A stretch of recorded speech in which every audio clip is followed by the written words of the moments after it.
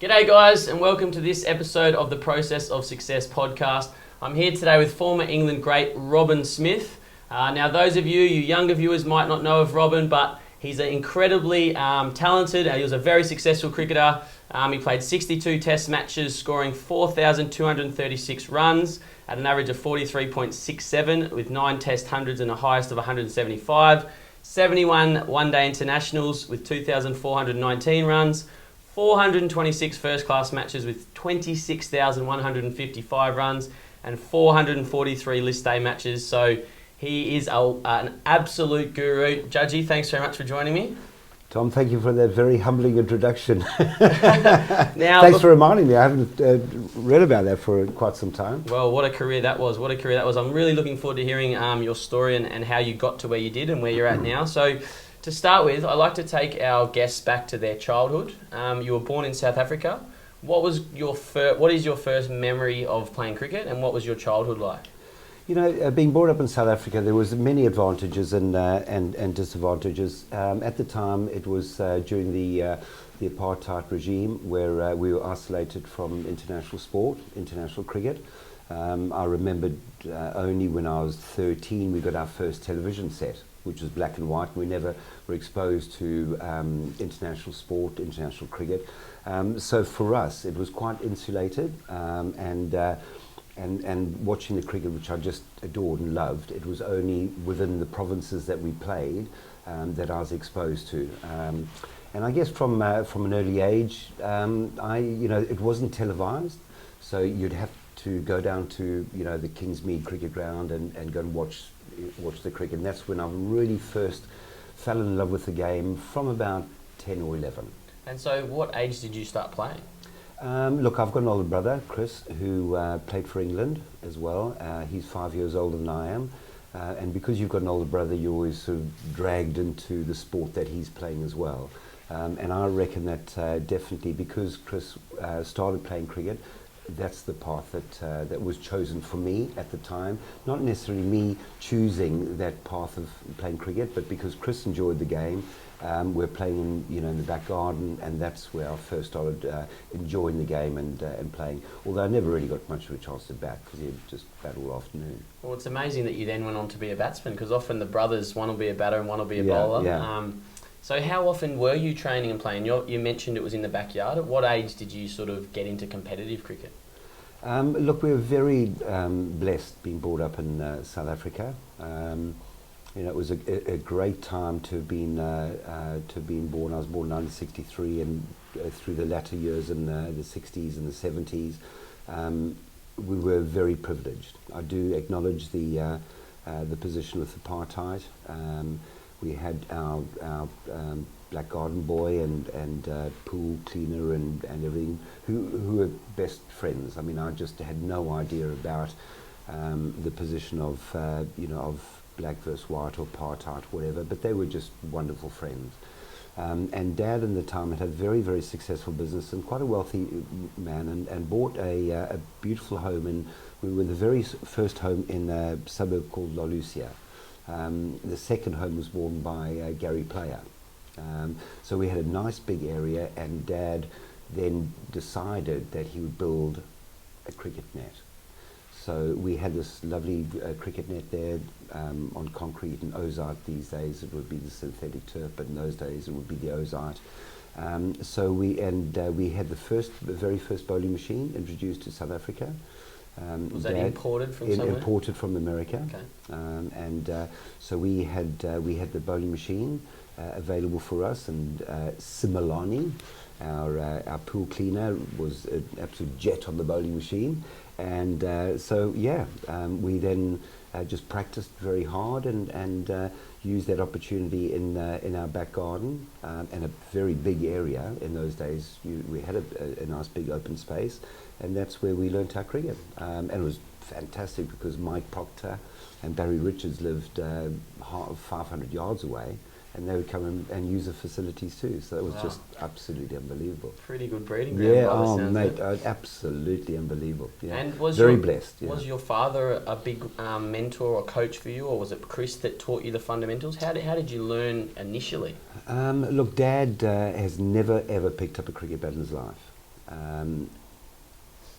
but just knew the fundamentals of success in life, that you needed to work hard, you needed the coaches coming in to teach my sons, and both sons played for England, and he got the very best guys to teach both Chris and I. One man in particular, Grayson Heath, who again lived a kilometre away, and he'd come down and be very influential in our early career. But certainly Dad was very enthusiastic, very encouraging, but understood that he knew nothing about the game, but he just wanted his sons to be the very best they could be. And that was then the introduction of Grayson Heath from a very early age. So for me, it was about 10, for Chris about 14, 15, when we started taking the game seriously. Awesome. And then did Grayson stay a coach or a mentor for you right throughout your career, or as you progressed, did it change? And who were other influential people? Oh, I think Grayson for me would be, funny enough, I'm just writing an autobiography at the moment, and Grayson for me, once you have that coach from an early age, and he understands you, he knows your game, he knows your personality, he knows your emotions, he grows with you as a person, as a man, and as a cricketer. That is absolutely vital. You know, we coach. I do a little bit of coaching now. I know, Tom, you do a lot of coaching, and I see working next to you at times. I see how you coach, and I think it's fantastic. But for you to develop these young players who are aspiring to play for grade A cricket or Western Australia or Australia, I think you need to be with them through that passage all the way through to the very highest, and to try and help them achieve to be the very best they can be. And that's what Grayson did to me. I mean, he was there all the way through, and in fact Dad flew Grayson over every county cricket season. Dad would fly him over, and he'd spend a month with me going around the county cricket grounds, watching me. And then when I was selected to play for England, Dad flew him over, and he was there for my first Test match. And in fact, it was just lovely, because we were sitting in the car and driving up to Yorkshire to play against the West Indies to make my debut for England. And I was really quiet. And usually I always say a few things. I don't say too much, but I was really quiet. And Grayson said, he looked at me and said, he was a very philosophical man, a wonderful man. And he actually captained Natal. He was a very good cricketer. And he looked at me and said, he said, how are you feeling? I said, well, what do you reckon, how am I feeling? I said, I'm petrified.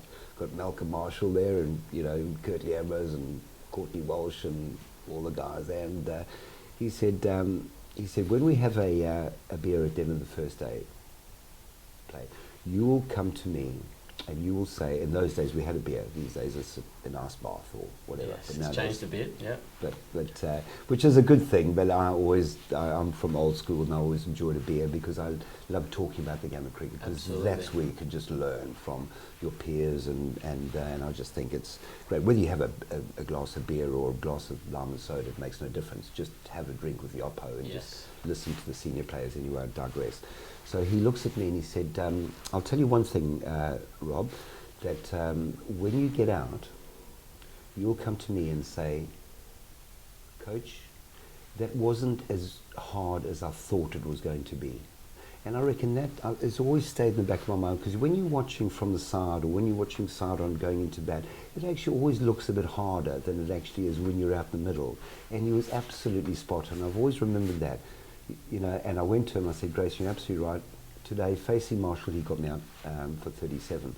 But it wasn't as hard as I actually thought it was going to be. And it was nice. So, yes, so certainly Grayson from 10, and then I made my debut at 25 or 24, I can't remember now. But yes, it's so important for to have that continuity and that consistency through being a coach and developing a player, because later on it becomes a lot more, psychology in the game, and you need to know, the young guys from an early age, so you know exactly how they operate, and I think that's paramount.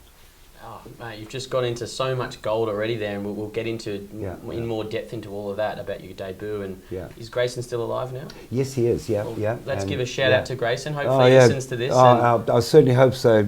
Grayson, he's just fantastic, and he was just a wonderful man, and I just always remember, before school we'd start training, and maybe I digress a bit as well, but we'd start training at as the sun rose up across the Indian Ocean, and Dad would set up the bowling machine, and the sun was just rising there, and I'd have my cap on, and Grayson would run around, and I'd stand there, take my cap off. Good morning, Mr. Heath. Put my cap on, and we'd have an hour before school. Amazing. Yeah, and come on, Robin. That's why I'm just at times, just love my technique. Yeah. Maybe overly so. I don't know. I think that's so important for younger players, and he was just keeping that shape. Although he's a left-handed batsman, but he just always said, "Robin, keep that shape." Yes, coach. Excellent. And I just try and install that in our young kids, and with coaching, and again I digress. It's hard these days because there's so many different forms of the game, and there's so many different types of techniques, and you've got to try and adapt to different forms of the game. 20-20 cricket, 50 over cricket, batting for 30-40 overs. It's very difficult in Test match cricket as well. But for me, I think it's paramount to be able to grab a technique that is going to make you successful at the highest level, and that's Test match cricket, and then from that you can then develop your one-day technique. So, but lots of coaches are very different. That's just, I'm an old school, brought up in the MCC coaching manual. Get it right. And just get it right, because from there you can adapt to all forms of the game. Absolutely. Now we're going to go into your coaching philosophy and that in a little bit later, but going back to your childhood, what were your goals when you were a kid? You've mentioned there was no 20-20, and you obviously Test cricket was the pinnacle. Was that something, you mentioned you didn't have a TV till you were 13, when you were 10, 11, 12, and as you did get a TV and you saw what was possible, how did your goals change, and when did you start to think, I want to play professional cricket? Yeah, look, we're again, we weren't exposed to a lot of international sport on television, and it was we just had black and white television there, and gave us a great opportunity to go outside and play sport. Look, I loved all sport at school, so.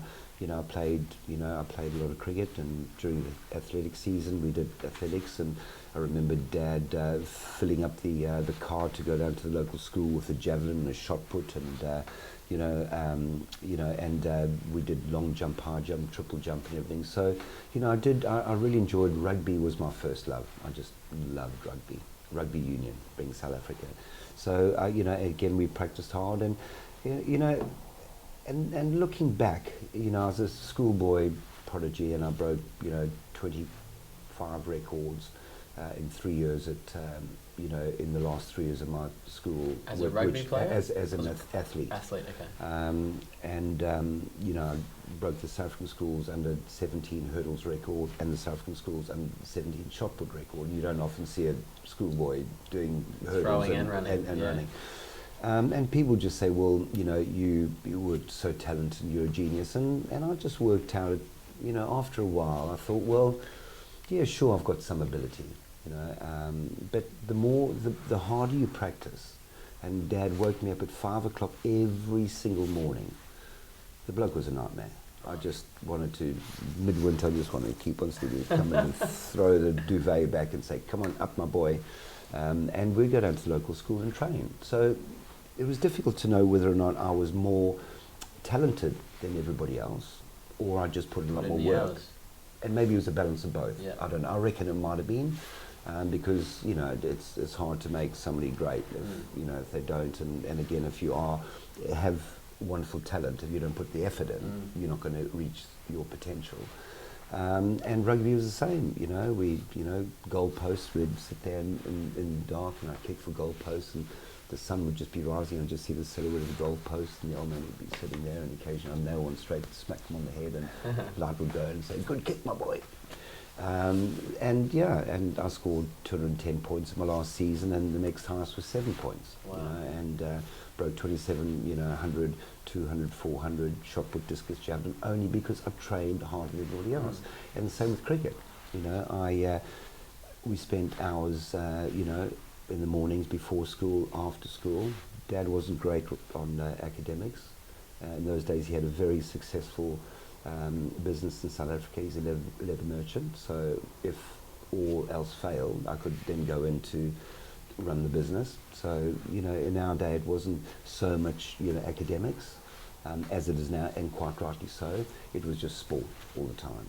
And the more that I practiced, the more I realised that I got better than everybody else. Yeah. And it got to a stage where, I broke Barry Richards' records at school. I mean, Barry, arguably in Donald Braddon's autobiography, he said he was, would be in his best team, and there's me breaking his records.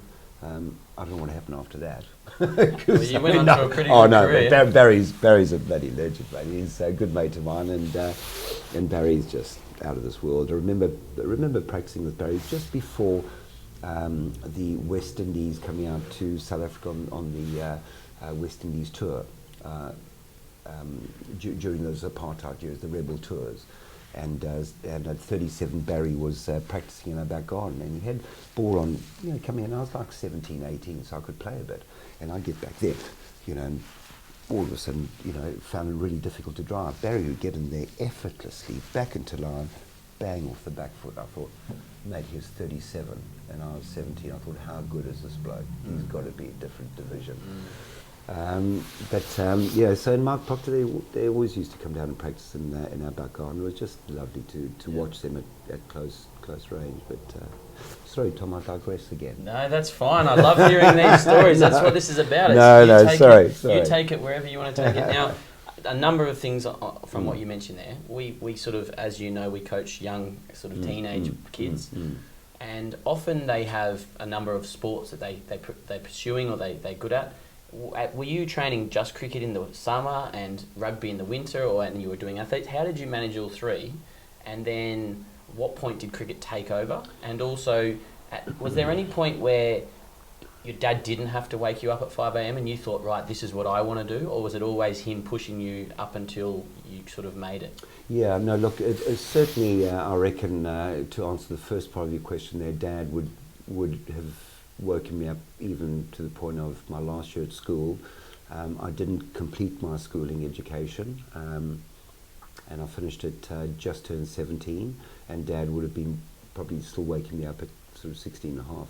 17 and a half, he still would have woken me up, but I had my first season in England, and I'd come back and I just started to enjoy my nightlife, and I'd get back at 4:30 in the morning from a nightclub and put the duvet over me, or you're not even going to sleep, and then Dad would wake up and I'd go, oh, do you have a good night's sleep, my boy? I said, oh, fantastic, Dad, haven't been to bed yet. But no, so from about 17, just turned 17, Dad would definitely be an instigator to get me out of bed. From a point of view of all mother sports, yes, I did have to during the winter. Yeah, I did work hard on my rugby, which I loved, my athletics, but Dad would never let me forget about the cricket side. So we would probably have once a week, an hour for 3 months of the year. And I'm doing a little bit of coaching now, not as much as you, and I really enjoy working next to you because I think we both have the same sort of fundamentals as a coach, and you can see the difference, when you're playing all year round, and you see the young guys come in, even it be just for an hour a week during the winter periods, you can see how they continue to improve, and they're going to hit the season running. And that's the nice thing. So yeah, I would give it a little couple of weeks break, 2-3 weeks break, and then come back, an hour a week. And then during that time, away from that, if they have a little bit of time, they can just spend there working hard on that and strengthening their the wrist, the forearm, or whatever. We know that keeping that shape's important. So yeah, it is important to have a little bit of a break, and they're not going to be playing as much cricket as they do during the summer, and some of them play a lot of cricket. So it's nice to have a little bit of a break. Yeah. But if you want to take it seriously, if you want to play and be the very best you can be at whatever level it is, whether it's Christchurch under 14 Bs, then you've got to work a little bit harder. If you want to make regional cricket, state cricket, at the end of the day, the harder you work, the more cricket you play, the harder you work, the more successful you'll be. And that's not just cricket, that's any walk of life. Yeah. That's your relationship with your partner and your wife. You've got to work hard. At anything you do in life, you've got to work hard. And talking about Gary Player early on, Gary Player's, great comment is that the harder I practice, the harder I work, the luckier I am. I'm not always convinced about that, but some people are a little luckier than others, and particularly batting, and there's such a small margin for error there. But I reckon that the more you practice, the better you'll become. And cricket's batting, especially, is such a skill sort of based thing. It's such a technical thing. You do need to put in the volume to be able to reproduce it over and over again. And just very unforgiving as well. Umpires are there. They do make bad decisions. They're not cheats, but they make bad decisions. Bowlers bowl great deliveries. You play bad shots. We all do. We like our players to be positive, and if you're a positive player, you've got to make mistakes. But I think while you're batting in the middle, you've got to try and score runs. So you've got to try and hit the ball and be positive. Try and get in the right positions, but be positive. And if you are positive, you aren't going to get out. But I think one of the most important things is learn by the mistakes you make. If you're going to be positive and play shots or whatever, and you get out, then just learn by that. And it's silly to make too many of the same mistakes time and time again. Now, Robin's mentioned, for those of you listening or watching, that we coach in the nets next to each other down at Mulman's, and I've learned a great deal from having him a few metres away from me. He's obviously got his player and I've got my player, but it's really great to sort of listen to him coach and learn from such a great cricketer himself. So, Tom, could I interrupt you there? You're the one that's done all the coaching certificates. In fact, I've not done one coaching certificate. But you played the game for a long time. Yes, I know. And sometimes it's hard, when you're coaching and because when something comes quite naturally to me as a player, to try and get that like the on drive, it's like the hardest shot in the world to practice. And it's hard. And then I watch you and I see how you're doing, and then I try and do it myself. But coaching, anyone who coaches certainly needs to go through that process and those certificates and everything. But I've not done so. Hang about, I'll learn it. Well, it's good that we can share some ideas and we learn off each other. Now, going back to, you mentioned your first season in England. How did that come about? How did you transition from South Africa to England? And then obviously you went on to play for England, which we're going to get onto in a minute. So how did you first go to England, and who did you play for? Did you go and play league cricket? Did you go straight into the county system? How did that transition happen? Again, I've been incredibly blessed through my whole life, and I've never taken anything for granted. My brother, 5 years older than I am, he in those days in South Africa, you had to do your military service, whether it be the police force, and he was in the police force, or army or Air Force, Navy. And after that, he loved his cricket, and he went over to play in for Glamorgan. Alan Jones was a legend in Glamorgan who played club cricket in Durban, and said to my brother, "Well, come out and play for Glamorgan," which he did in 1979. And they played against Hampshire at Bournemouth, and he went to nick the first ball, and he didn't walk, and he got 140. Wow. And he got a lot of sledging in between. Not bad. And that's fine. I don't endorse walking, either or. I just think if, the umpires had to make a decision. If you think you've nicked it, a massive nick, then don't embarrass yourself and walk. But if it's a tiny little faint edge, then leave it up to them. Because there are other times that, that you're going to get a mouthful. But just acknowledge you're going to get a mouthful. Yeah. Anyway, Chris got 140, and Hampshire were looking for an overseas player in 1980, because our two overseas players at Hampshire, one was Gordon Greenidge and one was Malcolm Marshall. Now, was Chris an overseas player at Glamorgan when he got that 140? Yes, no, he was correct, but playing the second team. Okay. He was only playing the second team at the time. Got you. Yeah. So they approached Chris and said, "Look, we'd like you to come and be our overseas batsman to replace Gordon Greenidge in 1980 for Hampshire," and an Australian Sean Graff was the opening. He's now the CEO or the something of Cricket Victoria, I think. Yes, he is. Yeah. Yeah. So they played as two young blokes, overseas players for Hampshire, taking over from Malcolm Marshall and Gordon Greenidge. They were both totally out of their depth, but they did well enough.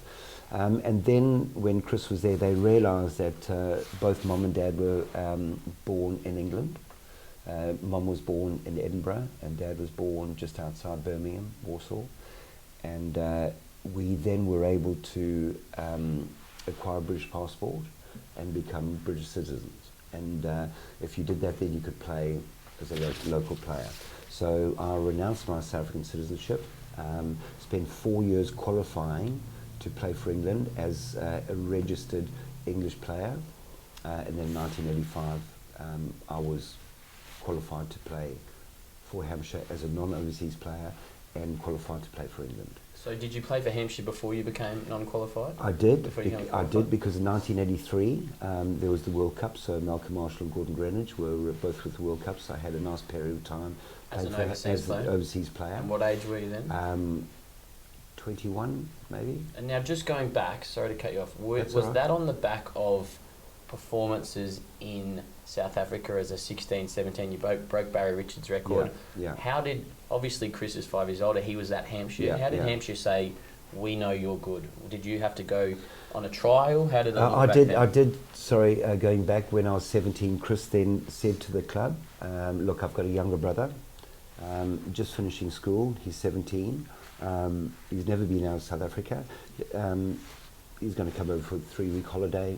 Why not have a look at him, give him a bit of a trial, and if he doesn't cut it, then he can go back to South Africa, no problem at all.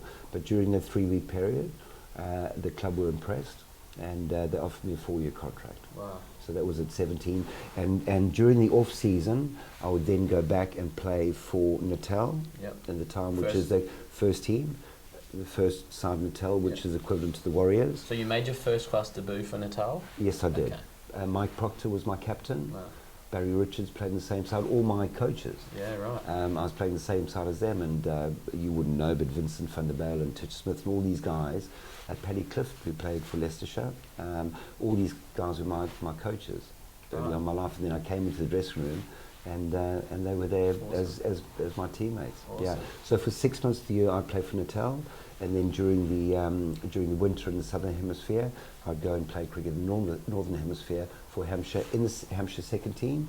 But when I got opportunities in the first team as an overseas player, then I'd play. In 1984 as well, there was England West Indies tour of England, and we were without Malcolm Marshall and Gordon Greenwich, and I played quite a bit in 1984 as the overseas player.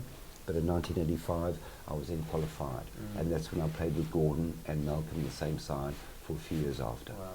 So just something that I think a lot of young people struggle with is the step up to the next level, and then the expectation that comes, the pressure people put on themselves. Yeah. How did you find it, sort of going into playing first class cricket for Natal, and also then going and playing for Hampshire? Did you always believe that you belonged at that level? Did you have that belief, or were you sort of a bit of self-doubt, and then how did you feel? I have, all through my life, I've always had self-doubt. You know, this big bravado, walking in and throwing the bat around and being quite, strong. I've never, ever believed in myself and backed myself. And that's something very difficult. I mean, that's just not your makeup in life. It's hard to change, It's hard to change from a humble bloke, and I think I am, to a really confident, positive bloke. So look, I'm confident after, give me 3 or 4 beers, I'm brilliant. But in the social life, in the sober light of day, I don't have that self-belief. And sure, the more success that I got in the field, then I started to believe a bit more in myself. But it was very, very difficult because I'm not naturally a confident bloke. So it was a gradual thing. You performed, the belief grew a bit. Then you performed a bit more. And I was very lucky because I had some really wonderful mentors who really pumped my tires up. They really gave me all the encouragement. And somebody who I'd love to mention now was a massive. Had a massive impact in my life as Alan Lamb. Lammy for me was just out of this world. From a technical point of view, Grayson Heath early on, but from a point of view of bringing out the best of me and going out there and expressing myself and throwing caution to the wind and not being worried about getting out. Lammy was just fantastic. How did you do that? What did he do to bring that out in you? Oh, we could go on for the next 5 hours, but just to cut it short, I remembered walking out to bat against the West Indies at Headingley on my debut, and Lammy was batting, and Malcolm Marshall was bowling, and I sort of pondered around for the first few balls, and lovely story. Malcolm said, first ball I'm going to bowl to you is going to be a nice, because I played with him, he's my teammate. The first ball I'm going to bowl to you. And this was your first ball in Test cricket? Yeah. And so you're facing up against Malcolm, your teammate? Wow. Yeah. And he said, gentle half volley, or first couple of balls, gentle half volley, get yourself forward, smack it. He said, four of my career statistics is neither here nor there, but, To help you out, to help a mate out? Yeah. And I thought, is this a double bluff? Yes, that must have gone through your mind. Is he going to bounce me first ball? Yeah, and then you get down there and cork that pad. And See you, buddy. So I was just waiting on the back foot, waiting for the short one, just to get there, and I thought that's even going to be better if I get there and smack it over mid-wicket for six. With a gentle half volley off stump and wait on the back foot. Oh, it came down into He wasn't lying. No, he wasn't. He did that to Paul Terry too. Wow. Anyway, cut a long story short, after about 3 or 4 overs, I was really playing tentatively and defensively, and Lammy came up to me and he said, mate, what are you doing? I said, well, what do you mean, what am I doing? He said, you were selected in the side because you're an attacking, aggressive player. He said, you just, you've changed. You're not the player that's been selected to play in the side. Go out. This is in the middle of between overs? In between overs. He said, Judgie, mate, be positive. He said, these guys, you're good enough. These guys aren't going to get you out. Play your positive, proper shots. That's why you were selected to play in the England side now. Not because, you're pushing and prodding. Get out there and smack it. And he was right, and anyway, we put in 100. Yep. He pulled a hamstring, got out. I got out. Marshall got me out LBW. Oh, that's right. Marshall got me LBW. I thought it was going down, as all batsmen do. Yeah. But he ran down the wicket. But anyway, Mako and I, are just wonderful friends, and we had formed a magnificent friendship, and it was just lovely that when he died. Unfortunately, at 43, I was one of those who put him in the grave. Oh, lovely. Which is so nice, yeah. And so it's amazing that someone like Lammy, it's just that one bit of advice that can just remind you or trigger something. Yeah.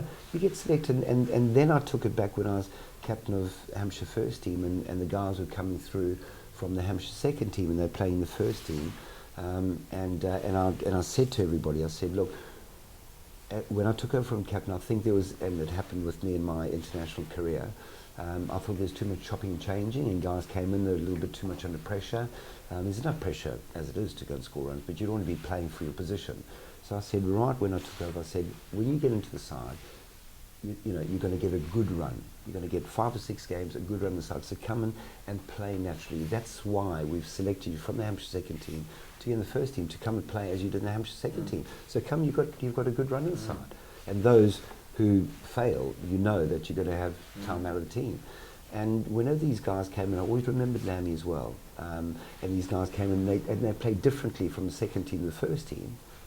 Went up and doesn't make sense. It doesn't make sense. And you'll find this as well, playing in grade second team to the first team. Well, why play any differently? Why play differently to grade A to the Warriors, or Warriors to Australia? I mean, it's all a mental thing, isn't it? And it's backing what you're good at. It's trusting yourself. Trusting yourself, and if you put the work in, then you can trust yourself. And I think it's really important for the leaders of the group, the captain and the coach, to back like you did, like Lammy instilled in you, to back that player. Because in my case, I was successful for Middlesex second team as an attacking player, hitting square of the wicket.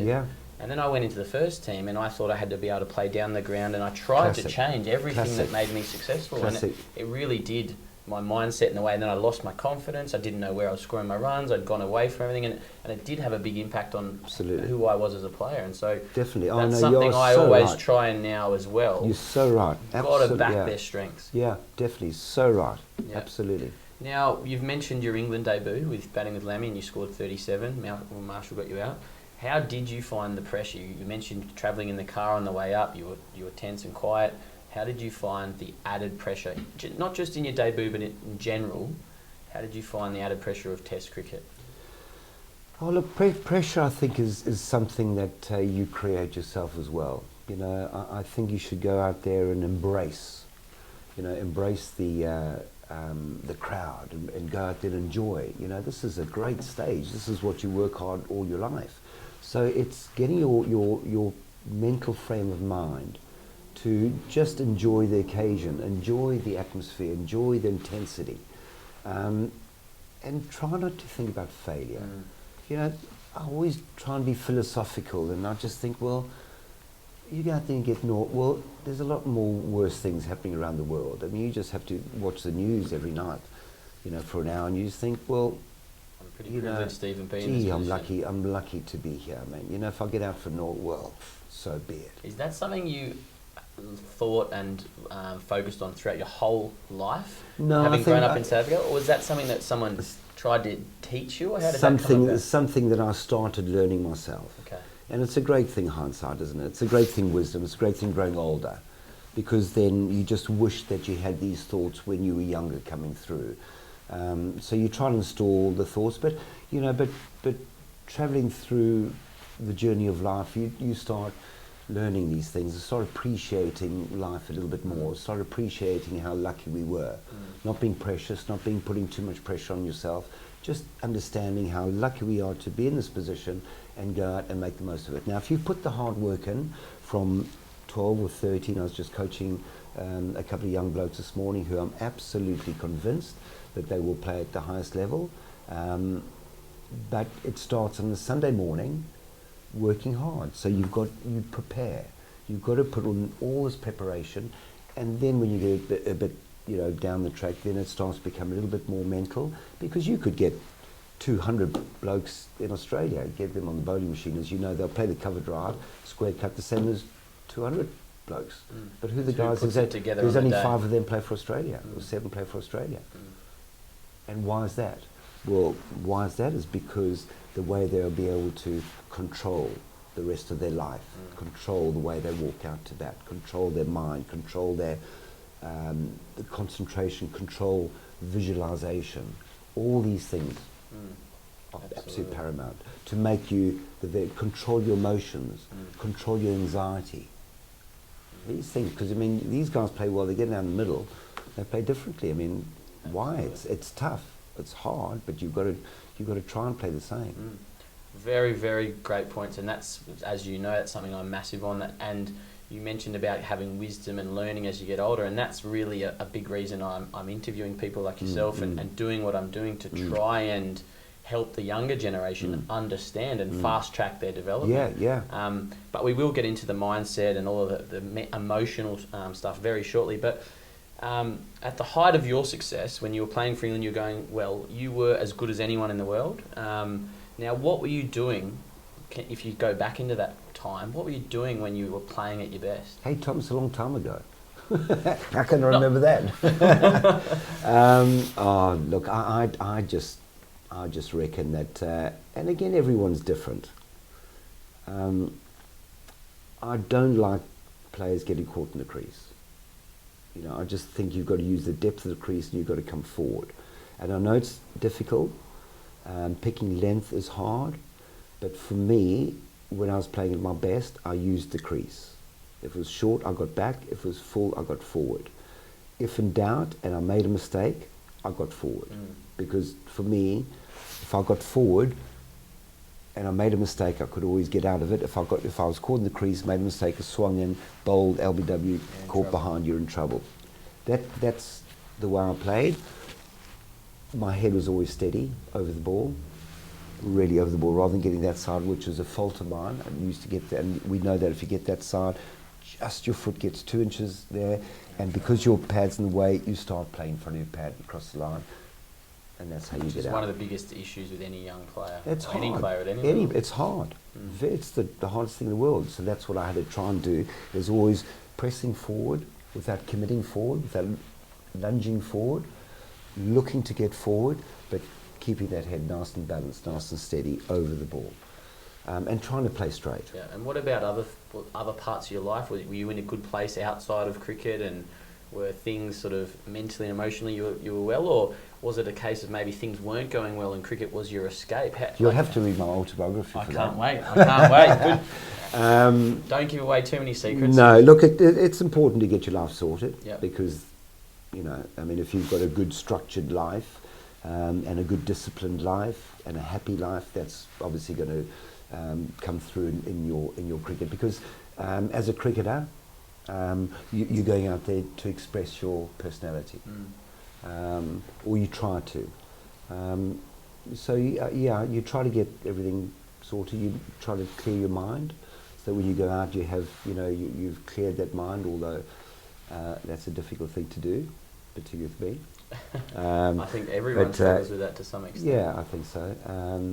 But yeah, just to try and make it as simple as possible. But if you, and I see the young guys you're working with, if you do put in that hard work and batting is so unforgiving, you just got no margin for error. But if you continue to work and you work hard at the right things and you continue to persevere and keep working hard, you will be more successful than anybody else. And that's not just batting, that's in any walk of your life. And just learn from your mistakes and make less mistakes than any other batter. We will make mistakes in life, and yes, we want to make mistakes because that's the only way we can learn. But the ones that continue to make the same mistakes either through life, outside the game, or batting, those are the ones that aren't going to be as successful as the ones that should be. Just make mistakes, great, we learn from it. We'll make the same mistake again, but try not to make it too often. And so how do you coach now, and how did you deal with a mistake in the moment? So something that I see a lot with my players is they get frustrated. And that frustration then hinders the rest of their performance. I mean, Tom, you're absolutely right. And sometimes when I see them playing a bad shot, I'll actually stop the bowling machine and I'll go down and say, look, what's happened. And I know that sometimes the parents, then I love the parents getting involved because they've got to be there too. Absolutely, they can reinforce what you're teaching. Yes, they can, and they can learn too as well, and that's great. I mean, I don't really want to take over as a coach, but they need to learn and understand the game, and their encouragement is fantastic. I mean, you need, if you're going to get to the highest level, you need your mum and dad there to support you, and your sister and your sibling to support you all the way. So it's nice for them to learn as well. And I'll stop there. And I say, look, forget what's happened. You can't bring it back. Just focus, refocus, align yourself, take a deep breath. As a batsman, you control the pace of the game. Don't be forced into facing the next ball if you're not ready. Step aside, go down to a bit of gardening, tie up your bloody shoelace, do whatever, but only take the next ball when you are ready. And forget what's happened. You can't bring that back. Just focus on the next ball. That's all you can do, and just understand that people make mistakes. Absolutely. Understand that we can't play to perfection. No. There's no way, because every single ball is different. You will face 200 balls in nets, and every single ball will be different. It'll come out the machine slightly slower, be wider, shorter, straighter. Who knows? Swing a bit. Every ball is different, and to nail it in the middle of the bat, you've got to hit it like that in the middle of the bat. If you just hit it 1 centimetre or 1 inch to the left or right, if you don't lock that wrist in, it's going to, you're not going to hit the ball properly, and it's hard.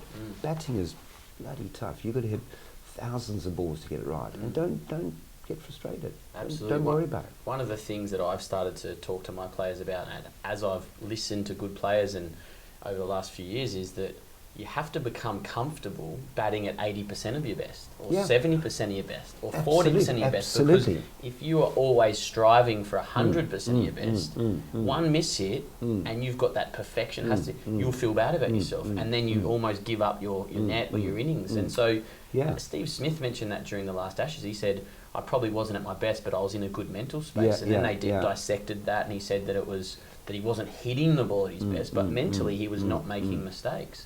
And definitely, I mean, we always know we've got to strive to be the best. We shoot for the stars, and we miss the stars, we land on the moon. And we all know that we've always got to try and be the very best we can be.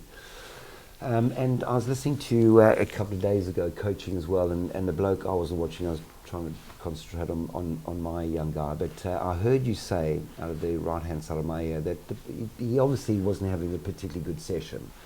and you said, well, how are you going to get out of it now? You know, and you've got to work yourself out of Problem play. solving. Yeah, because you can't always go in and just cream it and just play as well and get better and better and better every session. That's just not possible. But when you do play badly, Graham Gooch, great England player, 47,000 first-class runs, he said to me, I would far prefer to see a player getting 100 when he's played badly than see somebody getting 100 when he's played magnificently. And if you think about it, that's true as well, because if you play badly and get 100, how solid have you been mentally to be able to score 100 when you played badly? Everybody can score 50 and 60 when you're playing well, but when you're actually playing badly, then you've got to work hard to get that 50, 60. And I think that's what separates the great players from the average players. Because like you say, everyone can score 100 on their day. Yeah. But if they have 10 bad days and they don't score anything in between, the good players, the very best players, find a way on that find day. a way. And I heard you saying, you've got to find a way. Simple. Don't go for those big blasting shots because it's just not your day. Work a way to get over that. No, I thought I'd heard that. I thought, good on you, Tom. Thank you. Now, going back to your England days and your career, what did you do? I know, similar to me, myself, you enjoy socialising, you enjoy spending time with people. Maybe too much. But what did you do to get away from cricket? Because it's a big thing. It's such a consuming thing at times. What did you do to get away? Oh, look, I had children reasonably early on in my life. So for me to get away, I spent a lot of time with my magnificent son and beautiful daughter. So I spent a lot of time with them. We lived in a great place in Hampshire, the New Forest. So I used to go for lots of long walks with my dog, and they just happened to be the local, about 100 yards from home. So I used to pop in there for a couple of beers. Nice. But everyone is different. People read books, you know, but you do have to try at some stage, just as you'll just get a brain freeze if you start thinking, overcomplicating things too much and starting getting too intense about the game. You know, you've got to be passionate about the game. You've got to love it. You've got to work hard, but don't get too passionate about it. Don't get too, you know. And if your brain never switches off, it's hard to then be fully focused when you're at cricket. I think so, definitely. Yeah, without doubt. You need to break away. You need to read some of these great books up here. Chris Rogers, that's the one good one. Read that. Shout out to Buck. So, hey Buck, I don't know Buck very well, but anyway. And that's something that has come through in all this is the 13th interview I've done now, and everyone has something different. I know some players have said they like to go surfing and whatever, but whatever it is, as young cricketers, you need to try and find something that interests you outside of cricket to switch off. Definitely. That is very important to have outside interests, whether or not it's getting involved in a little charity maybe, or doing something, but that's what took me outside, and won't go into it. I'd spent a huge amount of my time involved in charity in England, but I did spend a lot of time with Harrison and Margot, and that for me was a great release. Excellent. You're a good man. Well, you try and be the best you can, you know. That's all we can do. In life, you know, just you know, people say, well, what do you reckon? Just treat people how you'd like to be treated. Yeah. You know, work hard and be good. Be the best you can be, whether it's in the nets or as a bloke. Yeah. Just be the best you can be. And something I'm big on recently is just being kind to yourself as well, and realising you mentioned about mistakes. If we're human beings, we make mistakes. And don't beat yourself up too much. Exactly. You know? You cannot. It's a tough game, and the more you practice, the harder you work, the less mistakes you'll make. I mean, it's just simple. You go to school, you work hard. You know, you got to get your 80%. But you also have to be patient, because I know, you would know this as well very well, that the harder you work, often the more pressure you put on yourself to get results. So you need to be patient. Absolutely. In the long term, you'll be much better.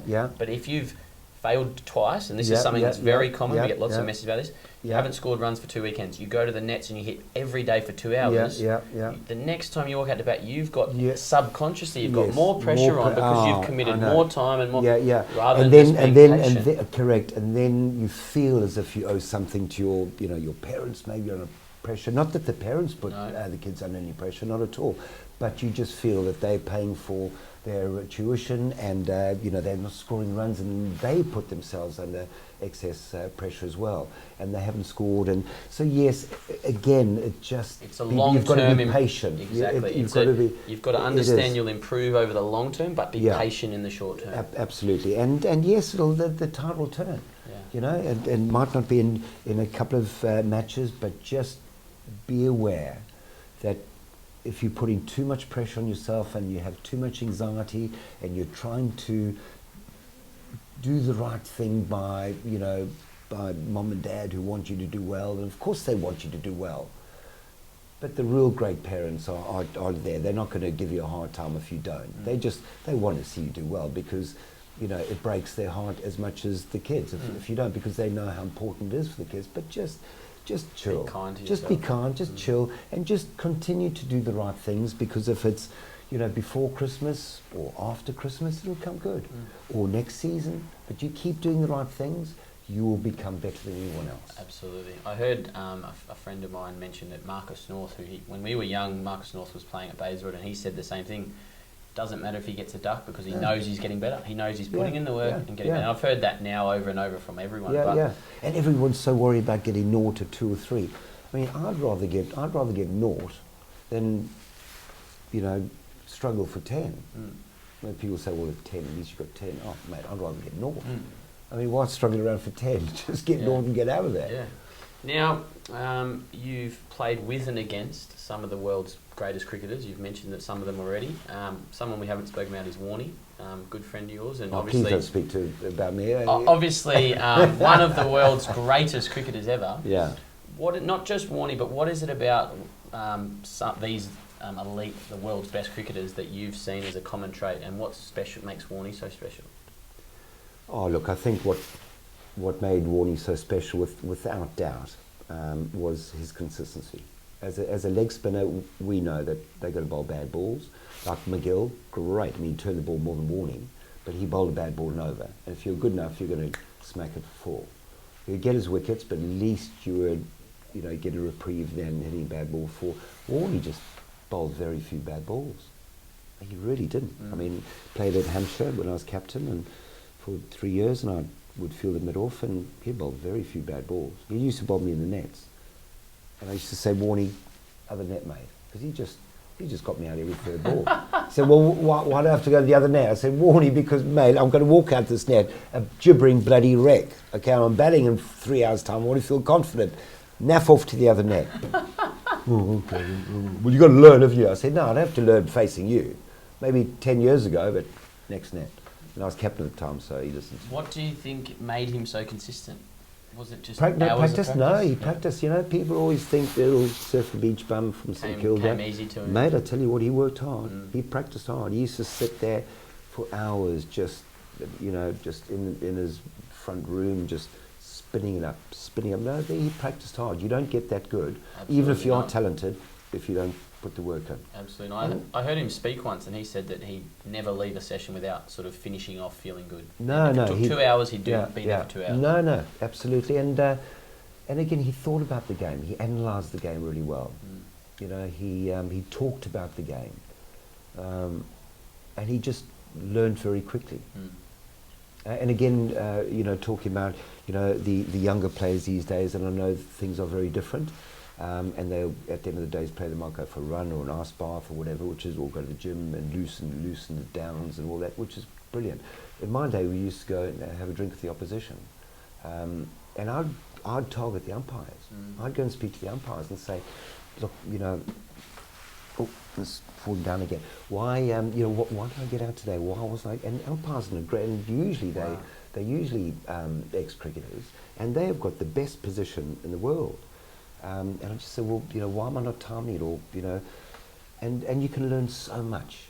But, a lot of cricketers give the umpires will not worry about them. But, mate, you can learn plenty of them and the senior players. You don't have to go being too heavily involved in a group of senior players. You just go and sit on the outside and just listen to these guys talk. You sit down there, listen to Graham Pollock and Clive Rice and Sylvester Clarke and Elvin Kallicharran and Mike Proctor and Barry Richards and Alan Lamb sitting there and just listening. and absorbing all this information. It might have been over a beer, but maybe I should have had a lime and soda rather than beer. No, but that's what was so great about that generation. Yeah, and I've heard older cricketers talk about it, and it's sort of training and teaching your intellectual and sort of your learning rather than I think now it's so focused on maintaining your body, and it's about ice baths and Gatorades and everything. Which is great. Yeah, absolutely. But don't forget about understanding and learning about the game and speaking to these guys and learning about the game. What did I get on? Gladstone Smallwood. I go to speak to him at the end of the day, and he said, "Oh, mate, I bowled today. This is how I'm going to get you out." And you learn by that. Absolutely. It's fascinating to hear you target the umpires. What a great thing, because that's something not many. I've never heard anyone say that. That's really interesting. Well, and also make sure you buy them a beer. Yeah. So then they don't give you out. Because if in doubt, it'll always go my way. Absolutely. And I always say the to them, rule of reciprocity. And also, I always say to the bowlers as well, go and speak to. Why aren't you getting enough LBWs? I mean, I don't know. I'm fielding a bloody gully. Yeah. But go and, if you reckon that you're not getting as many LBW decisions as you would like, then go and speak to the umpires. Some of these blokes have played Test cricket. English umpires are fantastic. Go and speak to them and find out. Are you coming too wide at the crease, or or what? Why aren't you getting the decisions that you think you should be getting? Are you bowling a little bit back of the length, not bowling full enough, or whatever? Go and speak to these guys, because they sit there for 7 hours a day. They're watching cricket all the time. Go and speak to them. They know the game very well. Yeah. And don't sledge an umpire, because next time you go for an LBW, you sledge them, you get them, you're not out. Correct. Go and buy them a beer and say, next one. Maybe, I don't know. But of course there's not. But it just, I know umpires do their very best. So. Now, what else in some of the other world's best players that you've played with and against, what are some common traits that you've seen in the world's best players? Backing their own ability. My hero is Viv Richards. I think without being arrogant, I think there's a nice balance there between arrogance and humility. And if you can find that balance, then I think you've got it right with that nice confidence. So be arrogant enough to think that you are good enough to be out there in the middle, arrogant enough to think that you can hit a bad ball for or dominate the bowler, but then also be humble enough to understand that the bowler is good enough to get you out and will bowl a bad ball and play every ball on its merit. And then maybe you'll get that nice balance of confidence. But these guys, the good players in life, and maybe even out of life, the people that seem to have a bit more confidence than anyone else. And try, even if you don't feel confident, we'll try and look as if you're confident, because that too sends a message to the bowler. And my sort of big thing that I've started to learn and I've started to believe is that it's the belief in your ability that sits underneath the confidence, and confidence fluctuates when you don't have full belief in yourself. And I think the very best players believe they're good enough against anyone, anywhere, anytime. Yeah, but also, Tom, what you're doing is feeding these 200 balls to every guy in your coaching sessions, and the more you hit the ball in the middle, the more you get into good positions, the more you strike the ball cleanly, the more you're going to start believing yourself. Absolutely. It's a chain reaction. It does, yeah. Now, we're going to probably have to wrap up soon, but we've got so much gold already. Now, just going into your mindset. Is the pub open? We'll be there only joking. Going into your mindset, when you were playing, did you do any form of mental conditioning? Look, yes, I did, without doubt. Going back to Chris, my brother, who's always been mentally a lot more disciplined, a lot tougher, and certainly didn't have the talent as I did, and we'd work together a lot at Hampshire. We'd shoot balls to each other, and I was playing in the Hampshire second team, and he was playing for England, just got into the England side, and in the nets, man, I was playing the Hampshire second team, he was playing for England, and I was better than he was, and I always had to put the bowling machine down slightly when he went in, and I just thought there's got to be a reason why, and the reason why was because of his mental strength. And that didn't just happen, that came through disciplining your mind, reading books on the psychology of the game, and don't underestimate the power of the mind. Powers of positive thinking, all these things, Think and Grow Rich, which my be involved in business and whatever, but it's the power of the mind. It's the visualization. You can visualize, imagine. You can play your innings before actually going out there and batting. That's why I used to go out in the middle and spend 15 minutes in the middle, 10 minutes either side, absorbing the atmosphere at Lords, having a look around, having a look at, and putting yourself in that environment before it happens, and knowing the bowlers I'm going to face. So when I eventually walked out, then I felt that I'd been there earlier on, so it wasn't new to me, because I'd absorbed the atmosphere, watching everybody walk, and made it real. And I said to Matthew Hayden when he first joined Hampshire, when I was playing at Hampshire, Matthew came and played for Hampshire, and you might have seen Matthew do that before, him going out to bat, and I introduced that to Matthew because I thought it was important. We used to go sit out there together, and we used to bat a lot together for Hampshire, and we used to visualise, watch. He's a swing bowler, or he's going to bowl quick, he's going to bowl from the centre, so maybe I just won't get as far forward, or he's going to turn on the third day, it's going to turn outside at the foot marks, and how am I going to play and whatever. So every time you go to bat, just visualise and just see you batting, Anyway, it's going a little deeper. No, that's brilliant. That's brilliant, because that's what I think players should be doing. But it's underrated, and most coaches don't teach it. Most coaches just say, here's this, and then you have to figure that stuff out on yourself. But I think you telling that and describing it in such detail, I think. But again, if you're going for an interview, at a job interview, I mean, you've got to replay that interview over and over in your mind, the questions that might be asked, and speak fluently and freely, and walk in there with an air of confidence, and sit down rather than not preparing. I mean, it's such an old phrase, isn't it? I mean, you don't prepare to fail. You've got preparation is not just getting the nets and smacking a few. Preparation is a lot deeper than that. Absolutely. And exciting and fun. Yeah. It's fun to operate the mind, to think deeper into the soul, into the mind. And for those listeners and viewers, Judgie's actually doing a psychology degree at the moment. I am. Well, talking about the mind, I wanted to find a little bit more about my mind. Yeah, I just think it's a very powerful tool. There's a lot of people out there at the moment that struggling with mental health, and I just like to understand a little bit more about it and to try and help a bit more. And maybe, I could finish off with, focusing on sports psychology, but the power of the mind for me is something really exciting. I've got to a stage of my life where, I just need something different. I need to get out of my little comfort zone. I need to work hard and to stretch the mind. That's something I've learnt since my sort of professional days, is the power of the mind, because I trained in my physical skills really hard, but never trained my mind or my emotion. And you can see behind us all these books now that I love consuming information and knowledge about how it works and why people are successful. And there's a common trait, there's a common theme that everyone does understand themselves. They understand their mind, their thoughts, their emotion, and that allows them to perform at their best. And you can never stop learning as well. No. It's just, we look back, on my career, and I just think, if only I knew this at 22, and you need to go through the passage of life to learn. But, we just look back, and you can look back, 10 years prior, and you think, if I could have only done this differently. But, we do go through life learning, and it's just a shame that when we reckon that we just about know everything about cricket, we're just a little bit too old to do anything about it. Yeah. And that's what I think, like what you're doing with young players now, and what I'm trying to do is mentoring, is just helping them learn quicker, learn from your mistakes and your lessons. Absolutely, Tom. And what I think you're doing is just fantastic. I think you're great.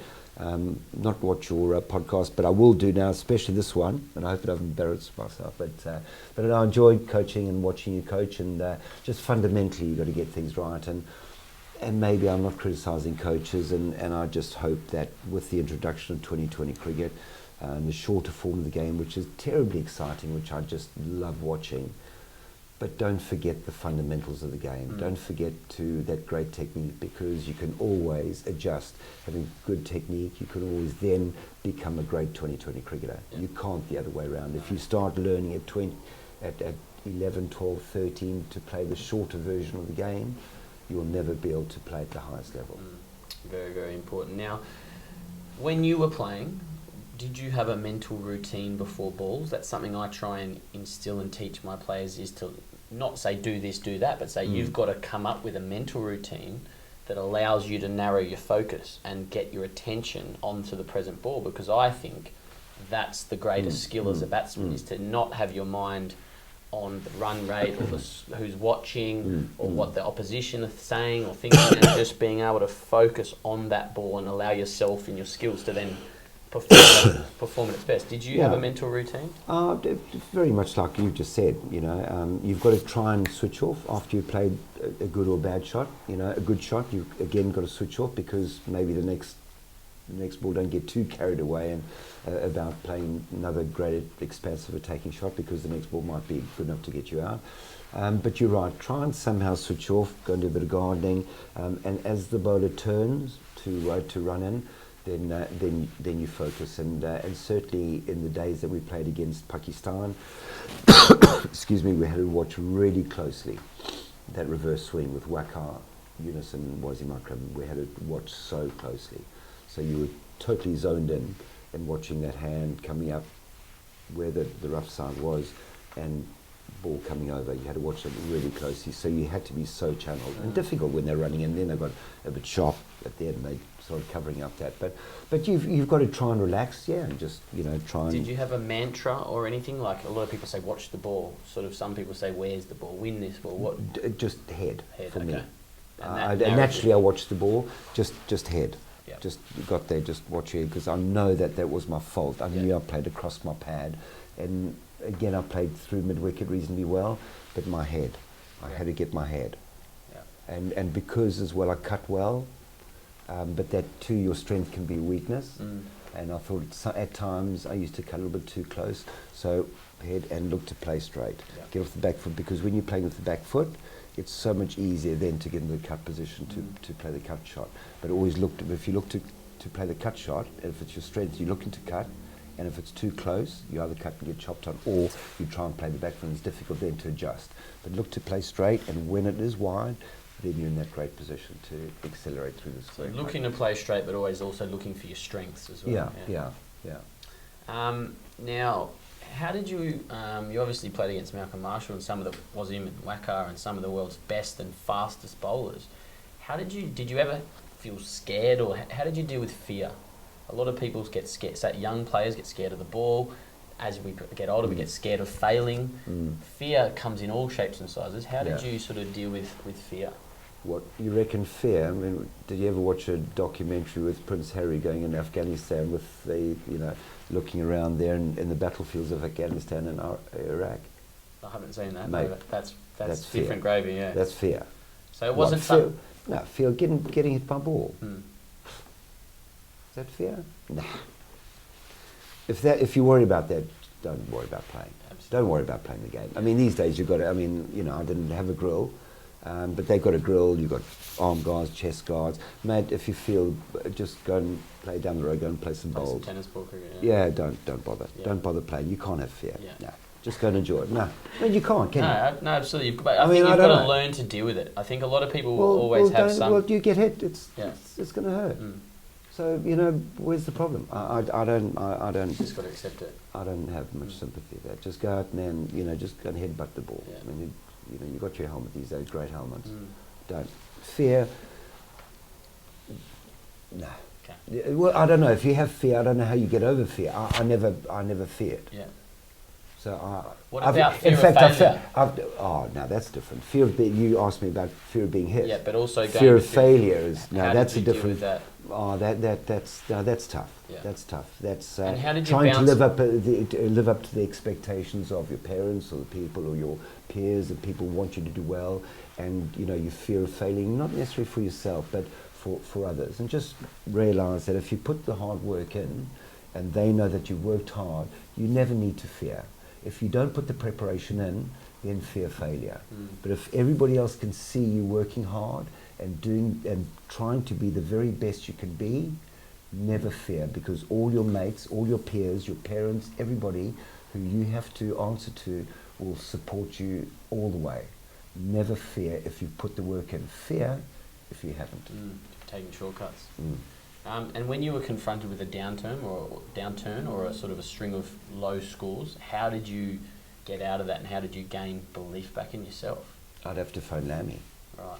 Hey, China, you're a good player, man. You know, cream comes to the top, eh? Keep doing the right things. Just go out there and give it that smack, China. Put the phone down. Well, there you go. Lammy. That's it's a good mentor, just knowing what to say when you need it. Yeah. Excellent. Now, before we wrap up, we've mentioned a few times about your coaching. Actually, sorry, going back to that, but yeah, just trying to go back, and remembering when you scored runs, what you did well. So so when we talk about having a good innings, go home that night, analyse your innings. You know, why did I play well today? And if you can't remember, jot down a few things, and if you didn't play that well that day, well, what did you feel that you did differently?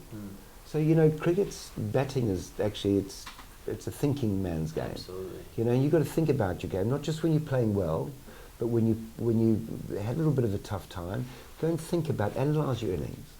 You might play. If you want to average 45 in your career, well, spend a few hours at the end of the season or halfway through the season and analyse how many runs you got from a particular shot and whether you got out to that shot. And if you score more than 45 runs or 40, whatever you want to average, then you continue playing the shot. If you don't, either give the shot away or work hard at the shot. But don't, just because the shot looks pretty and you get 22 off the shot, then don't play it. So there's a lot of thought, knowing your game and actually thinking about it a lot, as you just said earlier. And into your coaching, how do you now, and obviously we coach next to each other a lot of the time, but how do you manage teaching a young player the mental and technical aspects? Do you sort of, I've seen you do it, you talk a bit about sort of mindset and game plan, but it's primarily focused on technique at this stage? It is. For the young guys that I coach, and if their dads would prefer to go elsewhere to another coach, I am absolutely paramount on a good technique. I do like the young guys to express themselves, not to worry about getting out, to strike the ball. I was a good striker of the ball. I like to see the ball being hit, but I do like to get in good positions and have a good technique. And what are the fundamentals you teach for anyone listening? Obviously I know, but what are your fundamentals you try and teach? Look, I just think that, firstly, moving your feet. If it's short, you've got to get back. If it's pitched up, you've got to get forward. Try not to get caught in the crease. Easier said than done. It's like behind the bowling machine. Easy, isn't it? When we're down the other end, it's a lot harder. Always try and get your head in line. I mean, if this is your camera computer here, if the ball's there or if the ball's there and your head's here and the ball's there, then you're gonna struggle to hit it consistently. Quick question: what do you think comes first? Head goes to the ball and foot follows, or foot goes to the ball and head follows, or do they go? It really depends on the coach and depends what is easier for the young guy to achieve. Okay. But ultimately they have to get in the same position. So some young, yeah, you're absolutely right, but it depends on what's easier for them to achieve. You can either get your foot to the ball and then you are going to be in position, or you can lead with that. Yeah. And then that's going to get your foot in the right position. Yeah. So it just depends on, I think, on how they pick it up and how they move, how they, yeah. But just that left elbow, just that great little technique that you've got there, little tech shot. That which you should, which I saw Michael Slater using. I saw you operating with yesterday. Brilliant. That just keeps the shape. Yeah, keeps and just and nice high elbow. My coach always used to say we didn't have that. He said, Robin, he said, you love your hot potatoes, don't you? I said, I love a hot potato. So just imagine a hot potato under your armpit, and if you break that, you're going to burn your armpit. I went, wow. Good idea. So hot potato there. Keep it there. Just keep it there. Keep it there, and just lock that wrist in, because a lot of the younger blokes, they don't have strength in that wrist. And I know, of course, if you want to play it square, but if it hits in the middle of the bat, it's great. If it's just on the left or right, because they don't have that strength, it just opens it up a little bit. They don't hit it as flush. So just keep that locked in, strength there, head behind the ball, and drive through, and don't be frightened of the ball.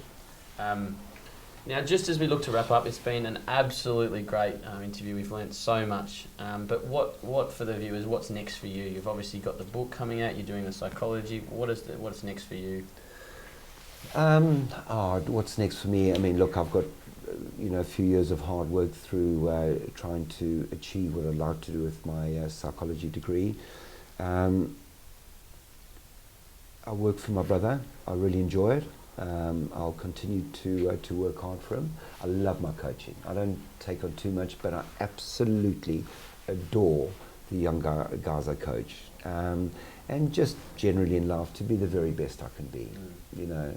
Just be sensitive, thoughtful, and just be good. Just try and be as good as you can be, and treat everybody how I'd like to be treated, and be a good father. I love my kids. Excellent. And if all of our listeners and viewers can try and live that sort of life and those sort of philosophies, we're going to have a really good world. Just trying to be the best you can be. Yeah, we all make mistakes, and just make sure that we learn by the mistakes, and just make sure that that you're not nasty, and just be good. Be nice. Just be nice. It's not hard. No. It's not hard to be nice. Good manners. Just be nice. Now So when you buy a drink for me later, I will thank you. Looking forward to it. Thank you, Tom. Good manners. I learnt that from my guest. Now, where can our viewers find out more about your book? Do you have a title yet? When's it going to be released? Obviously, there's some things you won't disclose, but when can these guys look forward to seeing your autobiography? It'll be published in England in about May next year, just before the Ashes series and the World Cup in England next year. And guys, we'll be making sure we publicise that through our community as well, because it'll be a fascinating read. Judgie, final 3 questions I ask everyone. You might have already covered this, but what's the best piece of advice you ever received?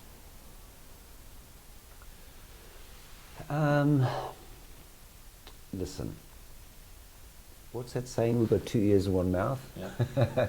Just listen, and yeah, just as Grayson said to me, whenever you go and do something, and you're prepared, you just know that you walk out of there, whether it's a speech in the drama class at school or whatever, you just walk out and you think, actually, that wasn't as bad as I thought it was going to be.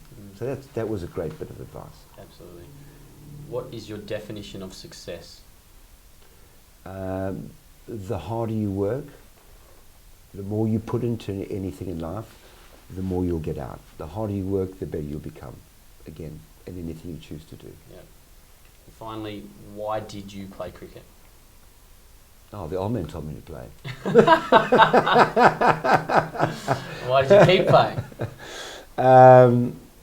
I kept playing because my brother was playing and he wanted me to bowl to him. I kept playing, because I was starting to practice. I was starting to score runs, and obviously the more runs I scored, the more I started enjoying the game, and that's why I fell in love with the game. But I wouldn't have scored the runs had I not put in a bit of practice beforehand. But like anything, the more success we have at something, then the more enthusiastic and excited we are about that. And that only comes through hard work. So I suppose, hard work, and then I got enthusiastic about playing. Awesome. Well, guys, what a fascinating interview with such a great man, a great cricketer, and now becoming a great coach. So I hope you guys have all learnt something from that. I certainly did. Judgie, thank you so much for your time. Thank you so much, Tom. Really appreciate it. Thanks, guys.